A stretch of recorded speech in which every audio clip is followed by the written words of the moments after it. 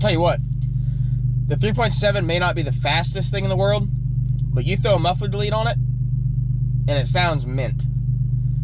So, welcome back, everybody. I hope that everyone's December is going wonderful. I figured I would take this opportunity to discuss a little bit about where the car has come, what's been done to it, a mod list, so to speak, with some pricing on some things, and you know, just to close out the year. So, with that said, I'm gonna go ahead and drive up to where I plan on doing this whole walkthrough, and we'll get started from there. All right, so the best way to do this, I guess, is just start from the front. We'll go around the sides to the back, hit up what little bit of performance mods that are on the car, and then we'll go to the interior. So, starting off with the front, first thing you're gonna notice is the carbon fiber grille overlay. The carbon fiber grille overlay is from JCSportline. I got it from their eBay store. It was $128. Coming out to the left and right are the carbon fiber eyelids. Again, those are also gotten on eBay, and they were $43. Anything carbon that was on the car that I got, I went ahead and clear coated with 2K clear myself because I wasn't sure if it was going to be UV protected enough to make it beneficial. So, you know, I got about $60 in clear coat between all the carbon bits as well.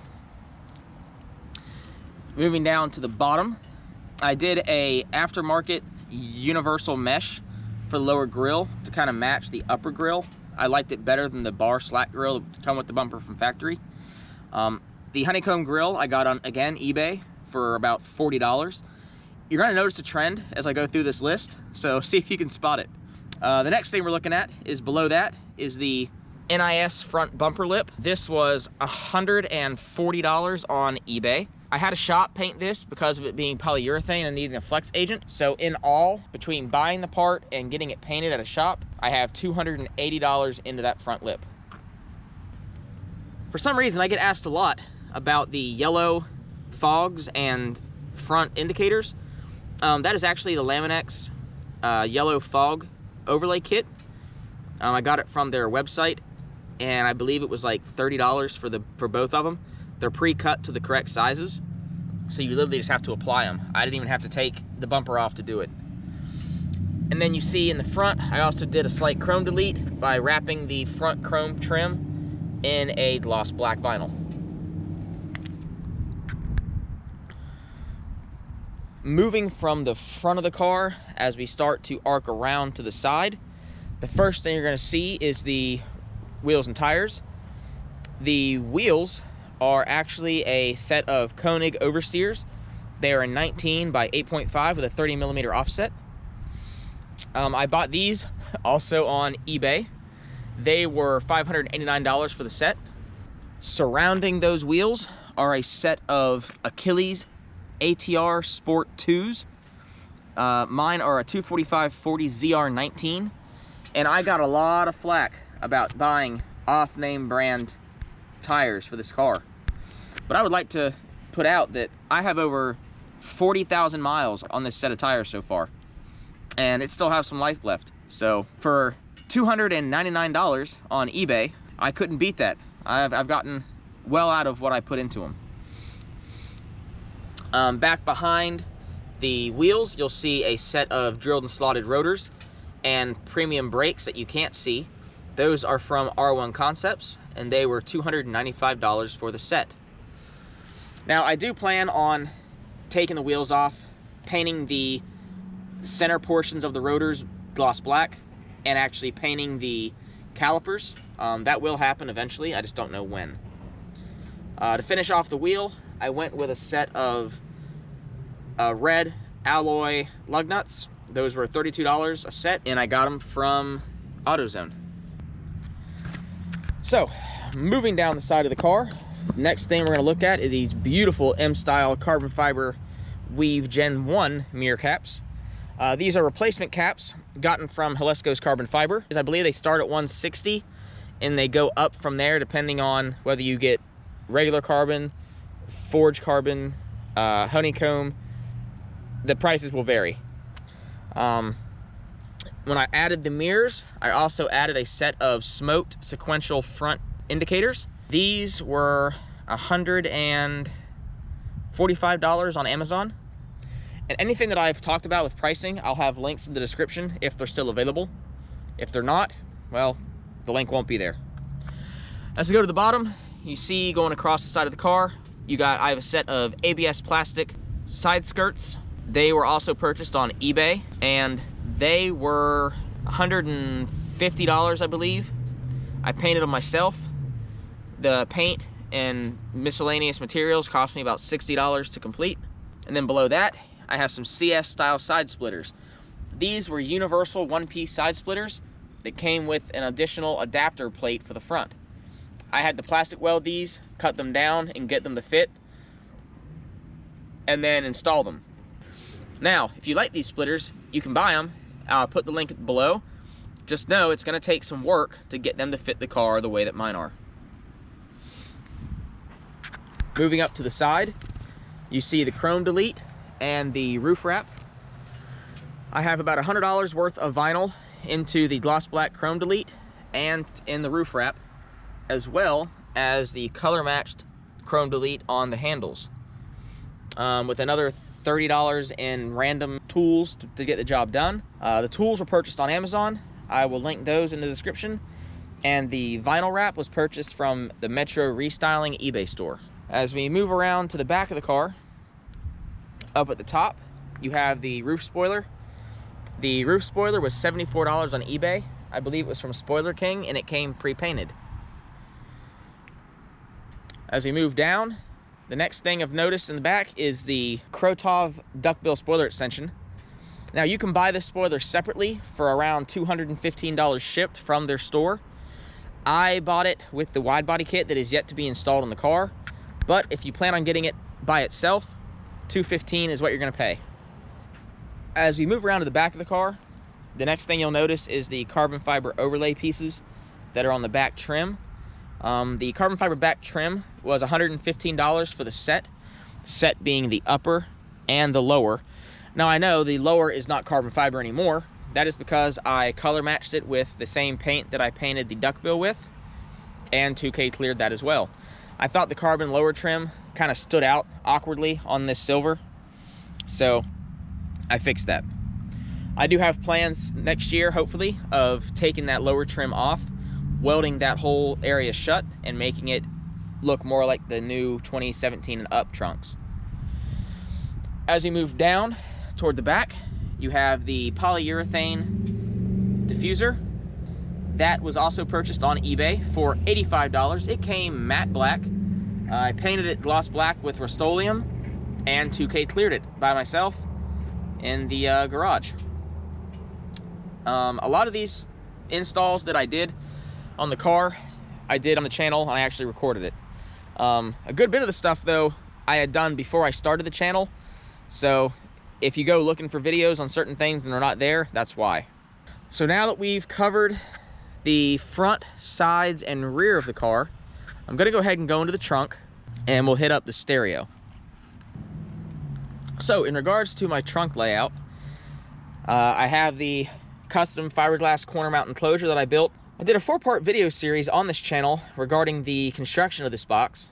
It had a lot of positive feedback, and overall, it's been working really, really well. I did a Scar Audio SDR10. The sub I got for $45 with a coupon from Amazon. Powering that Scar Audio sub is a Kicker 600 watt amp, and getting all of the signal wires and adapters into it is done by a LCI2 by Audio Control. You can't see them because they are mounted up under the carpet here.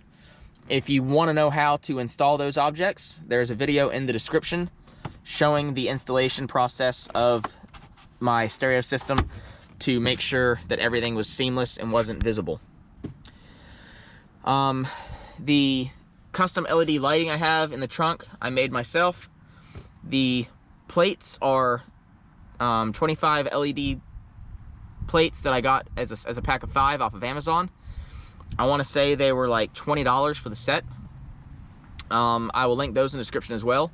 It was a really easy mod. They came with all the plugs that I needed to plug it in and make it work in the actual original trunk light. So that's what powers both of them. They both turn off when the trunk closes. And to close out the trunk is the hardwood floor. This was a laminate box of flooring that I bought at Lowe's for $36.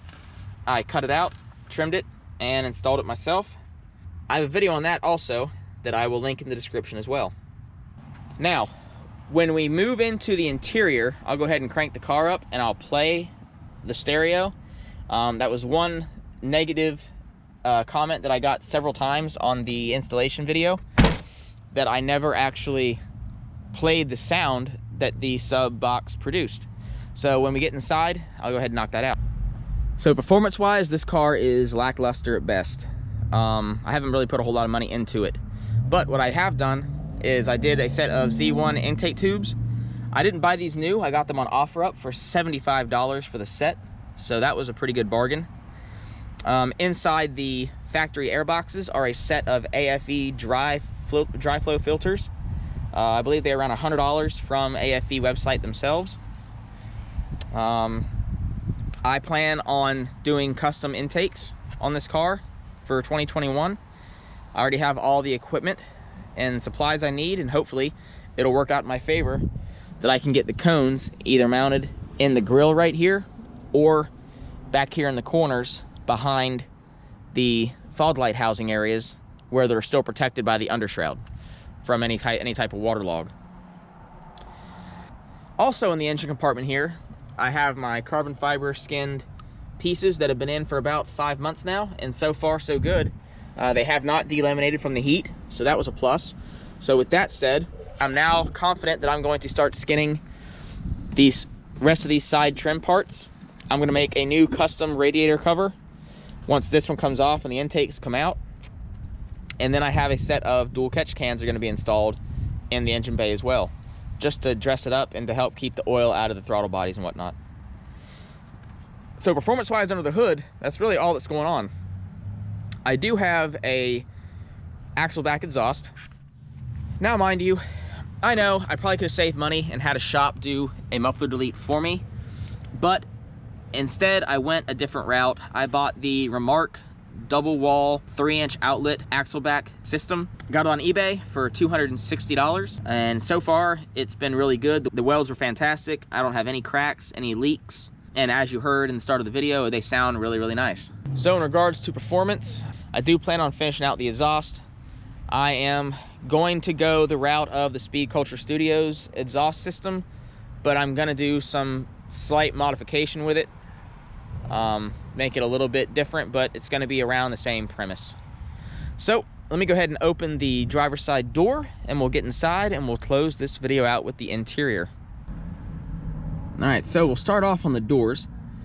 On the door panels inserts, I did a dry carbon fiber wrap. I like the way it looks for now.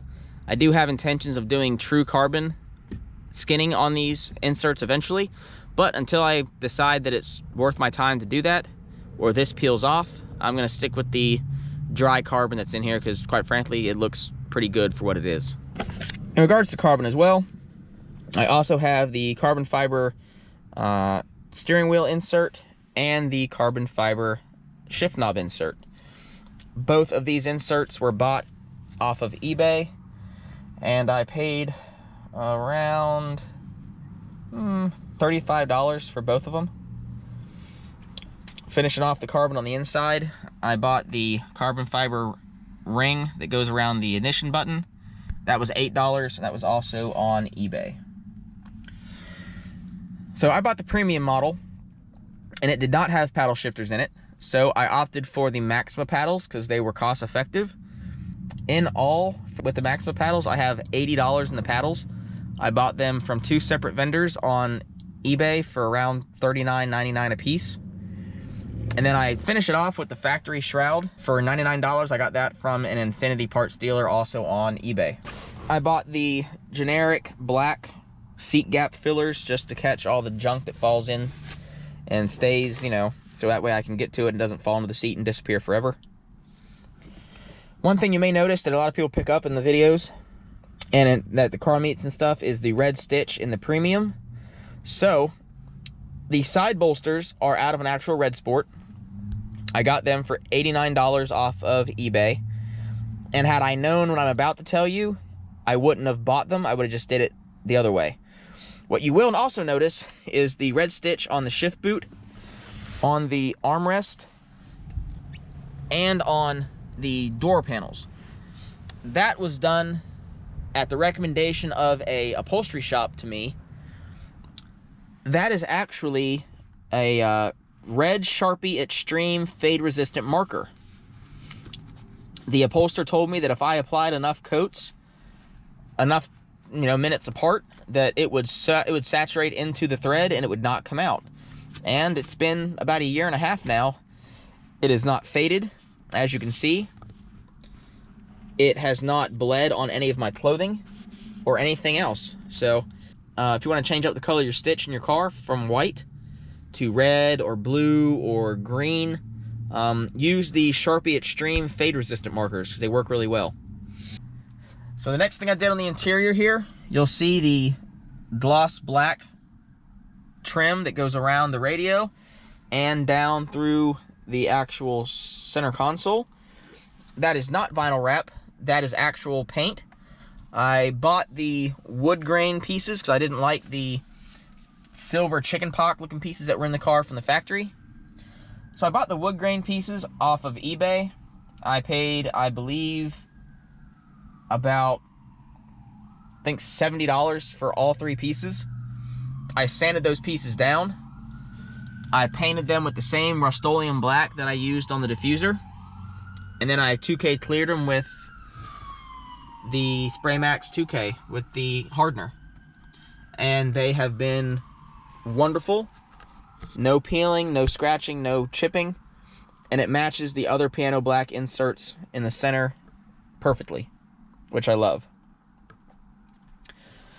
So the last little mod that I have on the interior for now is actually something that I saw on Speed Culture Studios channel, and I had to have one because I was tired of throwing stuff into the abyss, as he likes to call it. I also got the tray divider that goes in the center console. It was $12.99 on Amazon, and the link in the description will also be for that. So that is pretty much everything that I have done to the interior thus far. I do have some things coming to spice it up some more. I have some carbon fiber plans to lighten this place up some. But for now, this is what I'm working with. So overall, as you see the car sitting right now, I have approximated $4,200 into the car, including materials that I had to buy to paint, sand, fiberglass, gel coat, what have you. Had I taken the car to a shop to have all this work done, I'd probably be sitting closer to the $7,000 to $8,000 price range, mainly because the price of labor is expensive, especially when you're looking at going to several different shops to get work done. So taking the time to learn how to do something yourself, even if it takes trial and error, eventually you're going to get it right, and you're probably still going to save money versus taking it to a shop and having it done for you. Now, I know there's not a whole lot done to this car, but with the mods that are done to it, it is very aesthetically pleasing, and I get a lot of positive compliments on it. So 2021, what does it have to offer for the car? The wide body will be going on. That is without a doubt going to happen. A lot of carbon is going to happen on the car. A lot of custom carbon work.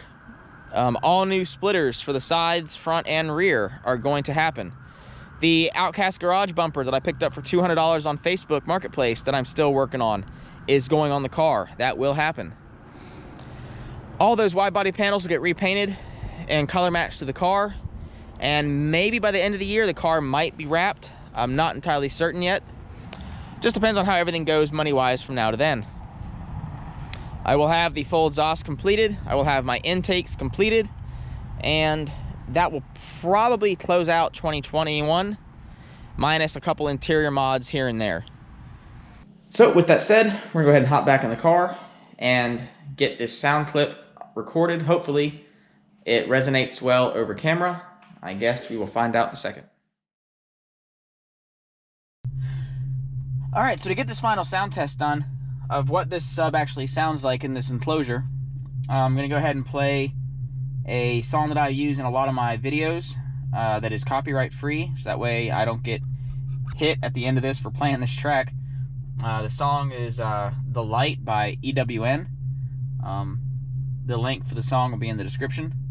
But let's go ahead and get this turned on and get it turned up.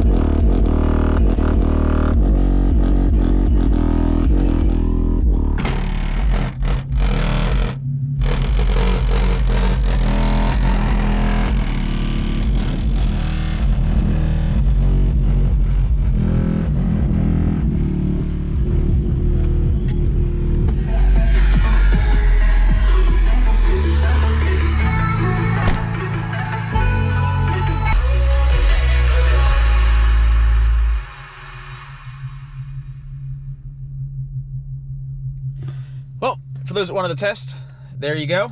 As you can tell, it beats its little ass off for what it is. It's not a competition stereo system by any means. I have built those in the past. And if that's what you're looking for out of a single Scar Audio 10, this is definitely not it for you. But if you're looking for something that just, it does what it needs to, it shakes the windows, it shakes the mirrors, and it has a, you know, the ability to be adjustable with the kicker amp. So if you have kids in the car, you can turn it all the way down, then this is definitely it for you. But that's all I got for this one. So if you are enjoying the content, be sure that you like, share, and subscribe. And I will see you guys next year.